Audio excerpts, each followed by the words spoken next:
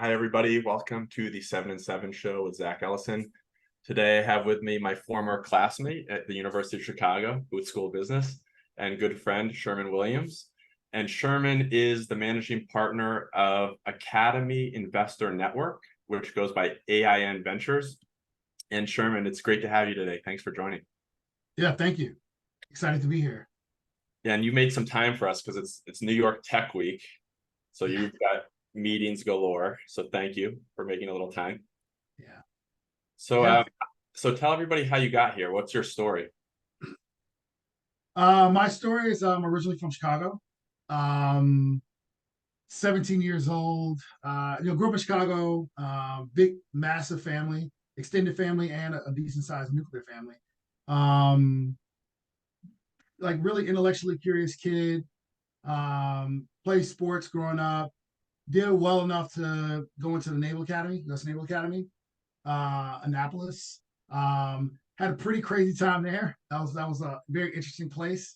Um, Definitely, my upbringing didn't necessarily prepare me for the rigors of the Naval Academy, but I was able to not take things too seriously, and that works if you let things kind of roll off your shoulder a little bit. Um, but was able to come out of the Naval Academy.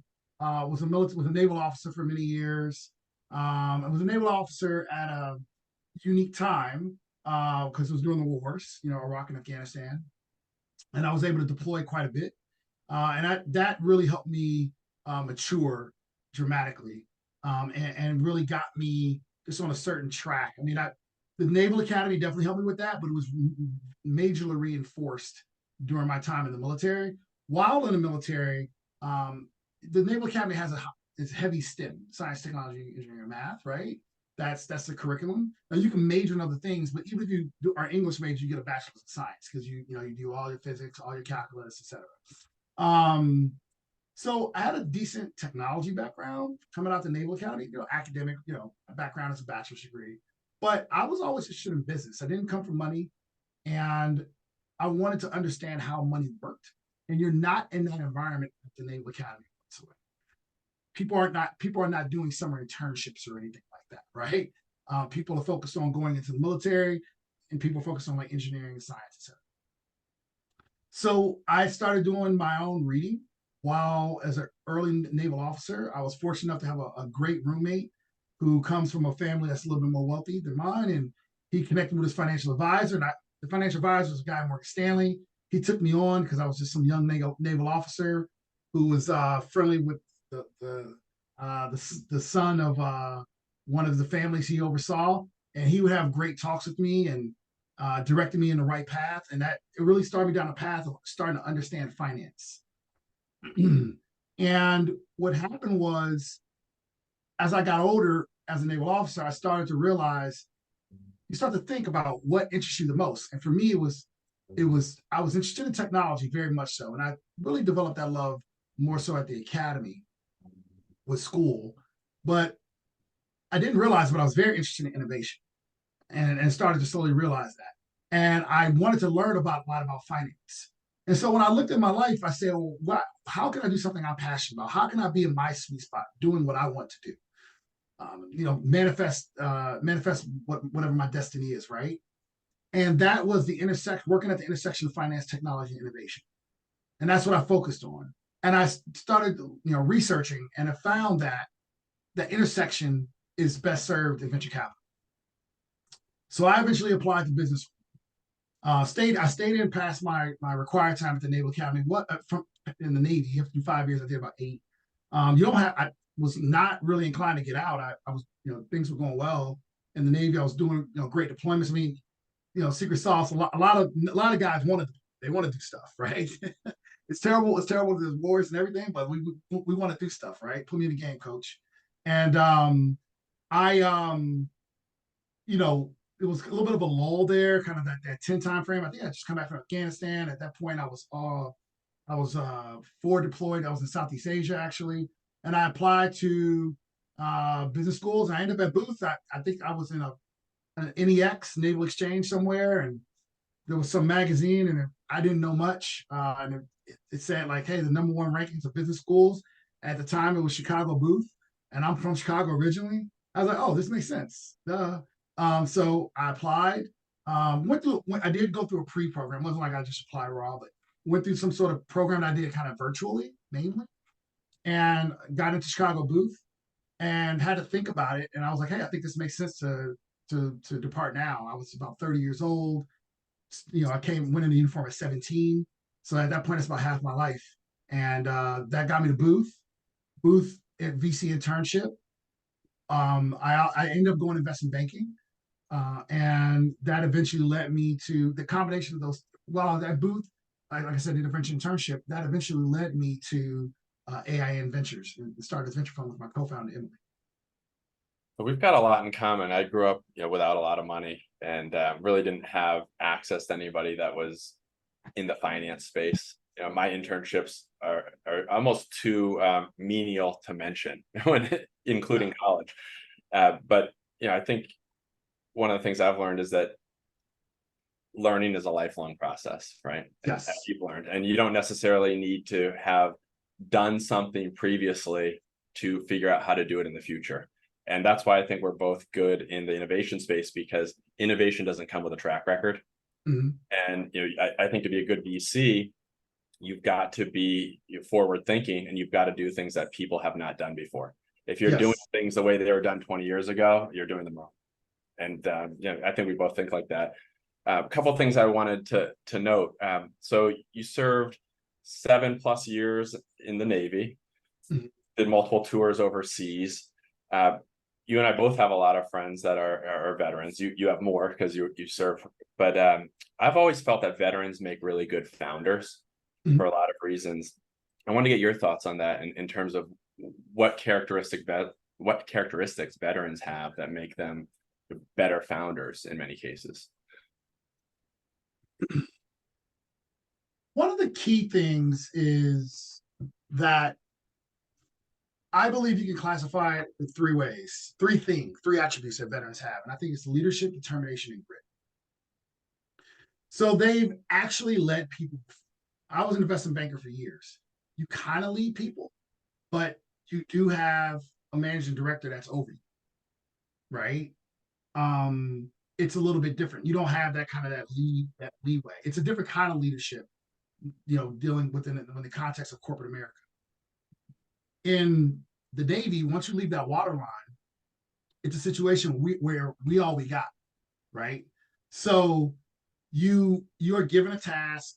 You've been overtrained to be able to accomplish that task, and you got to go out and do it. And that leadership, that ownership, extreme ownership, like Jocko talks about, extreme ownership is something that is tough for people to understand, I think, in the civilian world, because it's one thing to have money on the line, which is a lot. I'm now an entrepreneur with this new fund, AIN Ventures. It's a lot to not know where the next paycheck is coming in. But it's a different thing when your life is right. It's just different.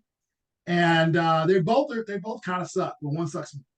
And so to have to be, have those issues. So I believe that it is that level of extreme ownership that you were forced to take at an early age that makes you a better leader. Then you say determination. The military is putting you in, but from the day you enter a boot camp setting, no matter your service, you're put in situations where you're gonna have to give all that you have. It's not going to be easy to get by. They find people who things are easy for, and they selectively make things harder for them, almost like a computer adaptive test. Remember taking the GMAT, right? The better you do, the harder it should be, right? And so you have that issue with respect to determination. You're put in those environments early on, so it becomes ingrained in you. And lastly, it's grit. You also put in situations where it's not only hard for you, you are for sure going to fail. Like, it is not likely going to work out. May not even be a fault of your own. It may be the fault of the person right to the left and right of you, but you have to train them, right? If you fail, it's your fault. You take extreme ownership as a leader, and you have to deal with that, and you're going to take the blame as the leader, and you have to have the grit to be able to train the person next to you. Or if you're the reason that folks failed, you have to overcome. right? Your past miscalculations, whatever have you, and overcome. And being put in those kinds of environments at such a young age is really a leadership laboratory. They talk about the Naval Academy and West Point Air Force Academy as academies, and different ROTC programs also, right? And Officer Candidate School. Those are leadership laboratories, effectively, right? And you don't get that kind of experiential learning. It's tough to get that in the civilian world, particularly where the stakes can be so high. So those are the three attributes I think that make founders much better and different. And the stats show that founders with a veteran background or with a military background do better than their civilian counterparts on a per capita basis. And those are great points that you mentioned. And, I'd add to that I think veterans in general have higher levels of integrity. And also they're very adaptable. And it's something that Kelly Purdue brought up on a previous podcast. People often think that when you're in the military, you're just told what to do, and you're very robotic and mechanical. But the reality is things change, clearly, and there's massive risk on the line. And so you have to be very adaptable. And I think that mirrors what we see in the business context, where almost every startup, no matter how good they are, is going to have to pivot multiple times. And to be a founder that's used to pivoting with their life on the line, that gives them a background that other people just don't have. Yeah, I agree. That's a massive misnomer of the military, that people are not adaptable. That's just wrong. As a matter of fact, the U.S. military is the opposite of that. The secret sauce, one of the secret sauces of the U.S. military, is the non-commissioned officer corps, right? So those E6s to E9s, and enlisted level 6 to enlisted level 9. If you think about levels like at Google or some corporate America reference, and it's being able it's giving those people ownership over a process or a task, and them doing their share of the task, and not necessarily being told what to do. We have a concept in the Navy called command by negation. It's basically, here are your left and right limits, you figure out how to get there. And that's, most people don't, a lot of people who are outside the U.S. military don't realize that that's how the U.S. military works. There was a joke that I overheard when I was in the military during during the Cold War, when they were looking at when the Russians, the USSR folks, were trying to assess American tactics. They couldn't figure it out. They were like, these Americans are like cowboys. They do this crazy stuff. They were like, they felt they didn't do the attack. They like, our tactics were kind of all over the place, because you had the ability to adapt and just to just win, find a way to win, right? And so that is absolutely a core competency of folks in the U.S. military. They're wildly adaptable, at least the best of us. And you're right about integrity. I actually, in our fund, I've invested in the past, not through our fund, not through this fund, but I've invested in the past in a veteran-led startup that failed, right? Well, what I will say is that they came with a tremendous amount of integrity, right? Even though they failed. And that's pretty solid, right? And you're not going to get that across the board. So I think you're right, on a per capita basis, those veteran-led startups will come with a higher degree of integrity. And I think veterans' ability under pressure is also incredibly important, because founders just have so much pressure on them. And I don't think people realize that unless you've been a founder. And both you and I invest in founders, but we're also founders ourselves. And so we understand how hard it is to wear risk 24/7. But part of being a veteran is that this new kind of risk that they would experience as a founder, it's clearly a lot of risk and a lot of responsibility, but it's nothing that they haven't really done before in terms of the level of intensity.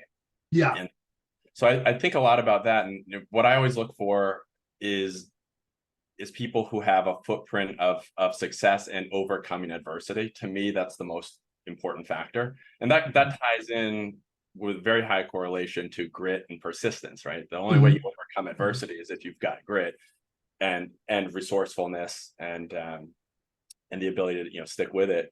I remember I was reading a Malcolm Gladwell book years ago, and I think it was Outliers. I mean, he's written a couple good books, but I'm pretty sure it was in Outliers, where he talked about, if I recall, it was an event that brought together a bunch of hedge fund managers with military commanders and leaders from, and he said it was like two peas in a pod because they are both taking immense amounts of risk with valuable assets, people and money, right? And these leaders weren't necessarily on the battlefield because they were so senior that they were calling the shots, but all that responsibility ultimately lay with them. And he thought it was just incredible how similar they were, and how you wouldn't have actually known who was in the military and who is the hedge fund manager based on how they approached risk, because they both dealt with risk on a daily basis. And yes, your experience. I'm a true believer that your experiences will shape you. Right. I'm used to like cliches. One is don't pray for an easy life. Pray for the endurance to pray for the ability to endure hard life. Right. And suffering, the ability to suffer is part of the human experience. The ability to go through hard things. Not suffer is too negative a word, but the ability to go through hard things and put yourself in very difficult situations and come out on top is essential to the human experience. Running toward easiness and simpleness is not necessarily a good thing. I don't think that's and my person is me, Sherman talking. I don't think that's a life fully lived, right? And so the experiences of, Jamie Dimon, I think there's 200 some thousand people at JP Morgan. That's the size of the U.S. Marine Corps, right? Now he doesn't. The people aren't going to die, but he's feeding 200 some thousand families, right? And then with the lending, et cetera, it's a large bank in the Western world, right? So there's a lot of people that rely on it. The commander of SOCOM or the commander of CENTCOM right now, or with Israel and Hamas, with that going on, that's a tremendous amount of responsibility. There's effectively a full armada. I think there's 2 carrier groups in the Eastern Med right now, and so that's a lot of life to depend on, right? Or that he is focused on. And so those experiences will naturally shape you. And so I think you're right. And me personally in my life, I try to go through things that are a little bit more difficult just to remind myself. I think I have to do that, right? To remind myself, like, suffering is not a bad thing. Put yourself through hard things, because to me, that's the sweeter part of life, when you overcome those things. I 100% agree. And my saying is, get comfortable with being uncomfortable. Everything I do, I'm always at the limit, right? We were talking before we started recording, and you're like, how are things going? I'm like, it's going great. How do I have time for everything? I operate at 130% capacity at all times. And you just have to be able to do that. And if you work for me or with me, you have to be able to do that too. That's the level of expectation here. And I think, most people aren't comfortable with being uncomfortable, but once you get used to it, it's all good. It's a day in the life. With AI and ventures, starting a venture fund, particularly in this environment, I've taken so much risk. It's not even risky from a financial risk standpoint. It's crazy, but it's particularly when I you were in finance before. I was an investment banker, right? Those things pay well. It's a good steady life, but that would not have fulfilled me, and I knew that. So I took that risk. I made that leap. And founders are also making that leap. A lot of your best founders can easily go work for someone else by definition, right? Them being that competent, by definition of them being that competent to actually, selection bias towards those founders that, of course, are successful, right?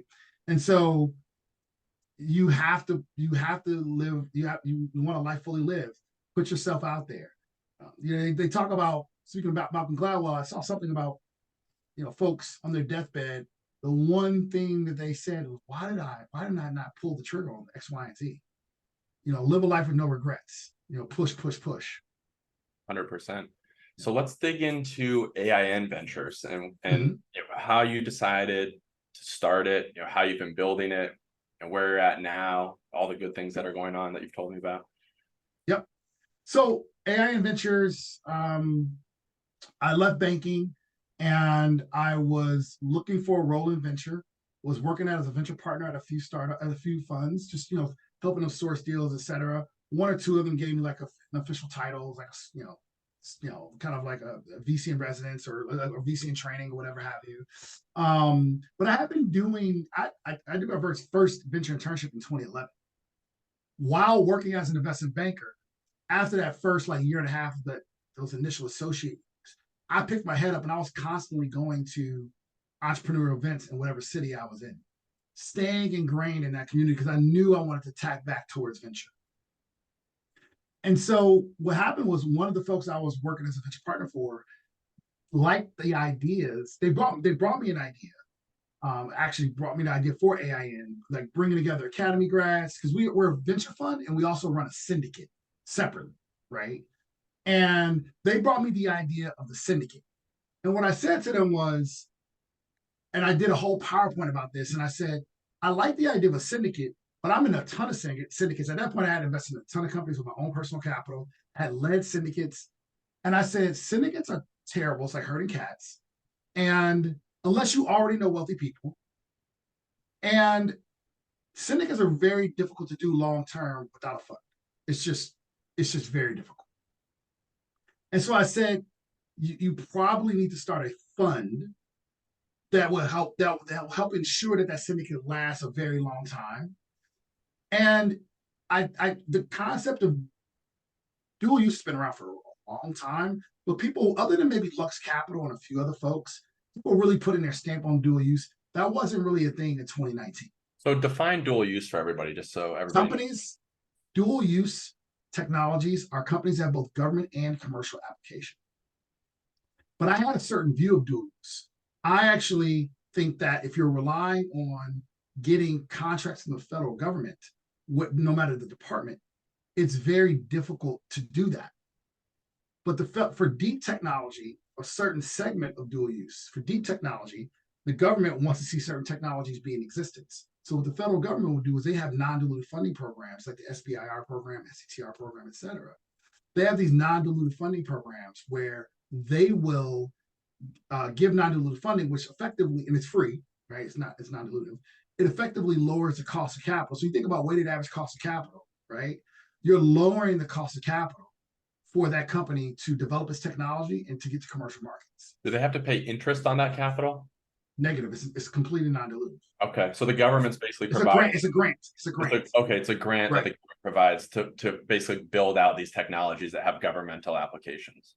Yes. Okay. But what we do is we find those technologies have both government applications and commercial applications. So we find those companies where we can dramatically, the theme from a financial standpoint is we're finding those technologies where the cost of capital for development of the technology is dramatically. At the time we had started the fund, there was a bill that had been in Congress for some time called the Endless Frontier Act. That act was modified and was eventually split up, and it was passed in the form of infrastructure portions of the infrastructure bill, the CHIPS and Science Act, and Inflation Reduction Act. Now, a lot of that all happened after we started the fund, but we felt like it was going to come.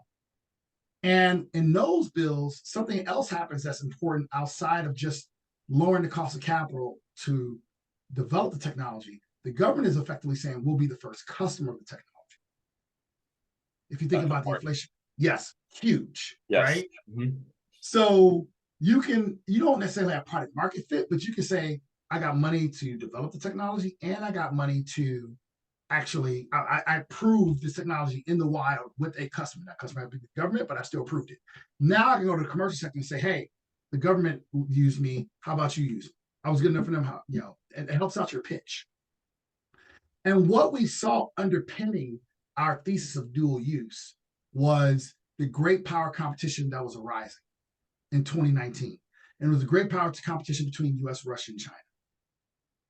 And oh boy, there's no way that I could have guessed in 2019 what I was guessing then would have happened to the degree that the state that we're living in now, where February 24th of 2022, Russia invades Ukraine, right? I could not have guessed that. And the deteriorating relationship between, or the tense, continuously tense relationship between the US and the CCP, and on a bipartisan basis with respect to the United States, right? That's one of the few things bipartisan wise there's agreement upon in the United States. I could not have guessed that. And so now, I mean, I was betting it would happen, but not that fast, right? And so there's a really interesting thing where that great power competition is fueling the government to give ever more non-dilutive funding and be the first customer to these newer technologies, right? And I was basically betting that great competition was for sure going to happen, and it is actually playing itself out. And I believe it's going to last for many, many, many years. Because from a game theory standpoint, no one's incentivized to actually fight a nuclear war. So you will see something less than that. And that's in the form of proxy wars, et cetera, et cetera.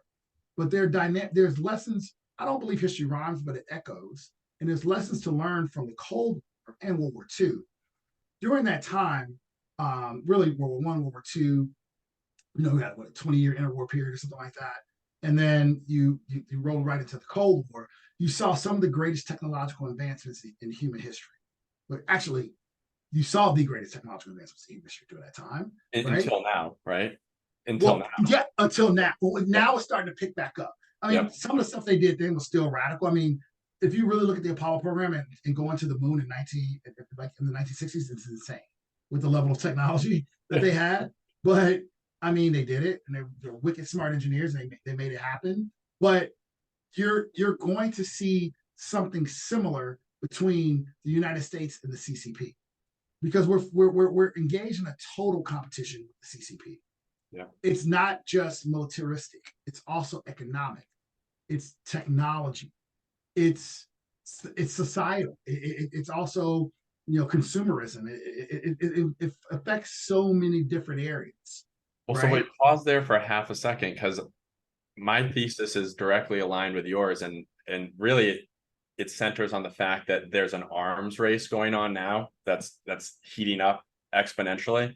But when I say an arms race, instead of weapons, it's technology, because that's what's been weaponized. Data and technology has been weaponized. And so there's going to be tons of money going into deep tech, like you said, tons of money going into cybersecurity, tons of money going into AI. And there's basically infinite amount of money coming out of the government on both sides, and that's going to keep driving innovation and provide commercial opportunities as well. There's an arbitrage opportunity that exists here that I'm going to tell everyone about. It's not that there's an infinite amount of money. It's the fact that us as early stage investors, if one of our companies gets on contract with the federal government, let's say the federal government gives our companies $20 million of R&D money. Let's say $15 million of R&D money, right? And on top of that, the federal government is the first customer for that technology, right? And like that, and let's say it's a $10 million contract or something along those lines. That's $30 million. That's massive. And that $10 million of customer revenue, that's not really a big deal when you have a $148 billion budget, plus the other contingency operation budget, plus a portion of the black budget, puts you to north of $1 trillion to spend a year, right? That's a very big deal for an early stage startup. And an early stage investor that invests at X low valuation, but with that $10 million contract in technological development, that company all of a sudden jumps up to Y and Z valuation, right? And so it's a peculiarity that's very unique to early stage venture. That is dual use and at the intersection of dual use and deep technology that I don't think a lot of people understand. And per our Chicago backgrounds, we're finance nerds, right? Like, we understand that. We understand what is happening in the context of Black, right? We fully get that. A lot of people can't break that down, right? And then you think about beta. You think about riskiness relative to the market. Where if you do, not that we focus on that too much, I said with government contracts, but if you do get a government contract, that revenue can be pretty sticky, right? The government's going to pay its bills because they're using our money, and we have to pay our bills, or otherwise you go to jail, right? So there's a whole underwriting corpus, underwriting work that needs to be done that's unique to that early stage dual use deep tech segment.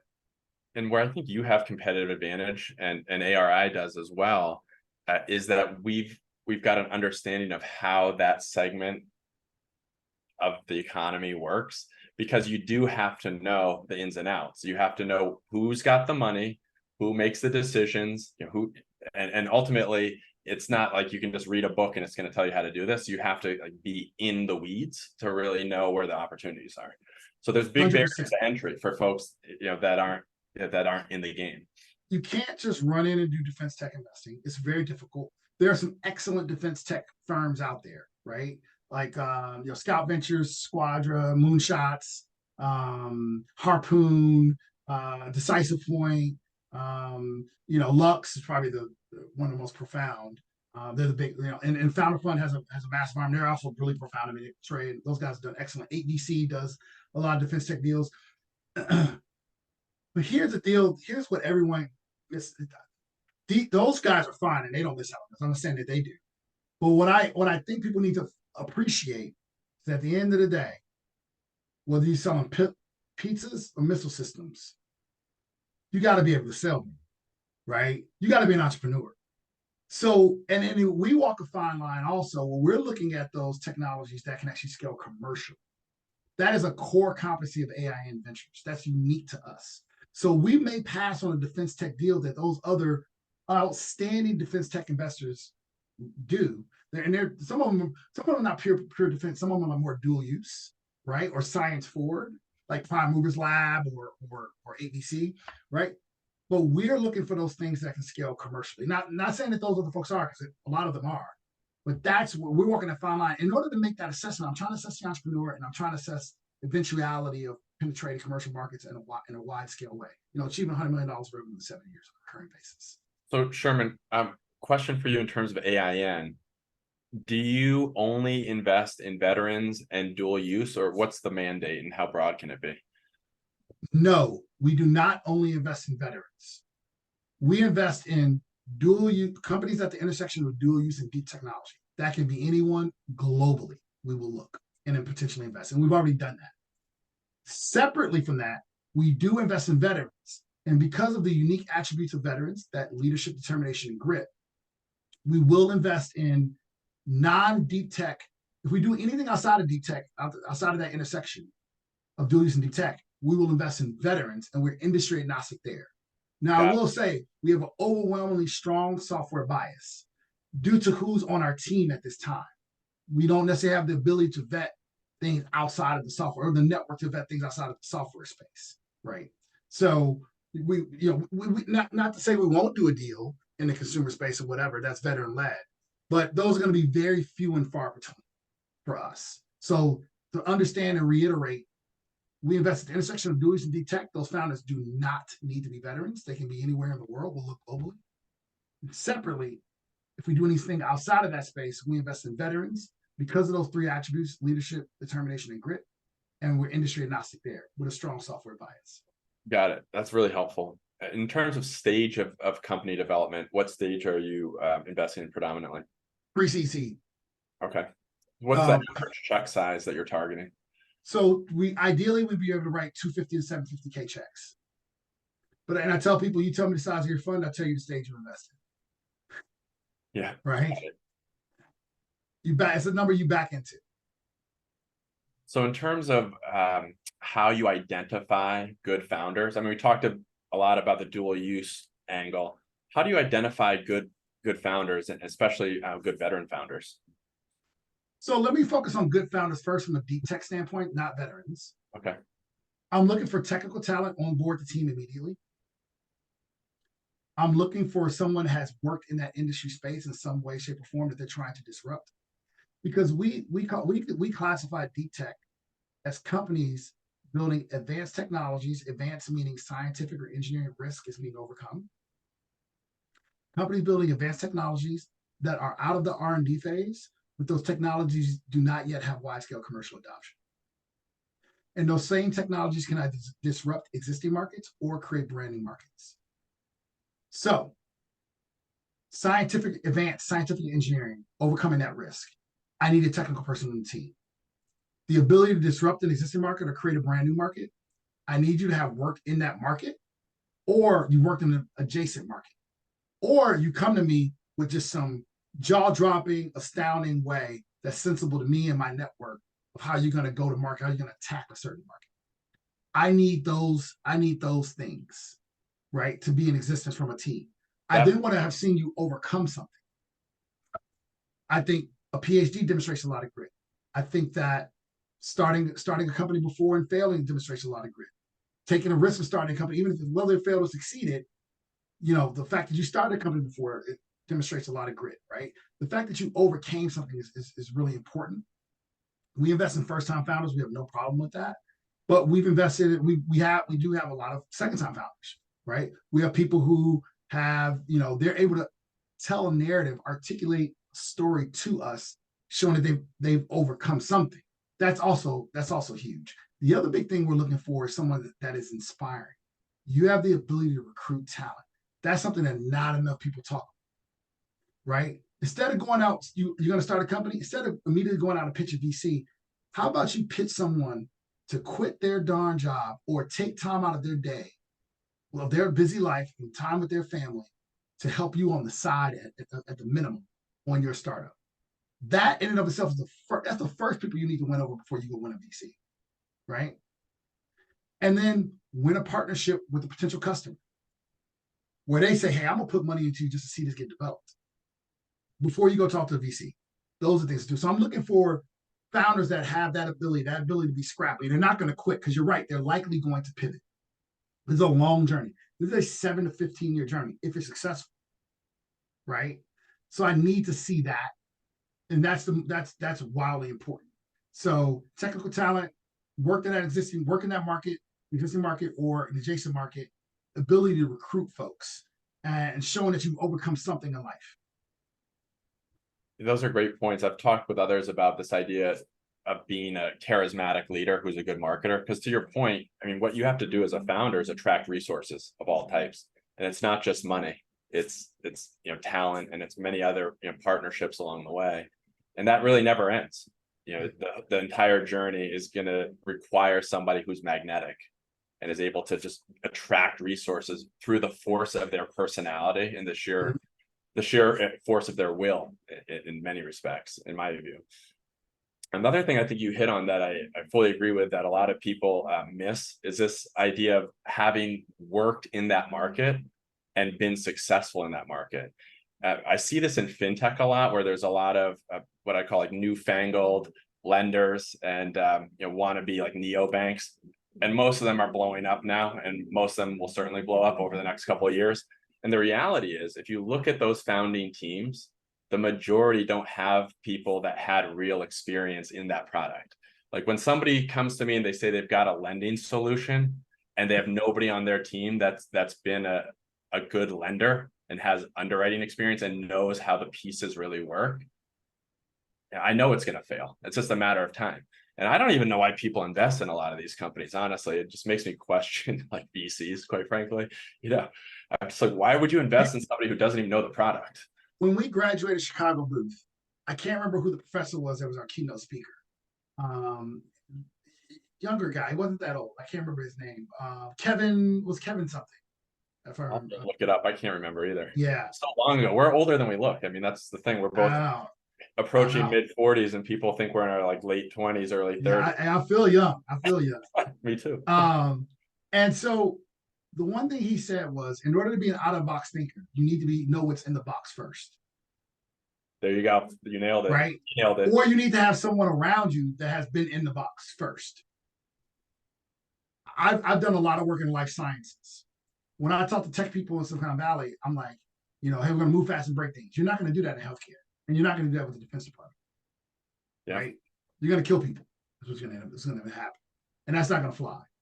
And so you see a different approach. You do need, not saying that you could be an entrepreneur that wants to disrupt the market, but at least find someone that has worked in the market and talk to them and take the good that they tell you and throw out the bad, right? And have them advise you at a minimum. But I do think to be a true out-of-the-box thinker, either you or someone very close to you has to have been in the box. 100%. So I know you have a meeting coming up in the next couple minutes. So let's pause this. We're going to do part 2 later. So everybody who's listening, thanks for listening. Sherman Williams will be back, and we'll see you soon on the 7 and 7 show with Zack Ellison. Awesome. Thank you. Thanks for coming.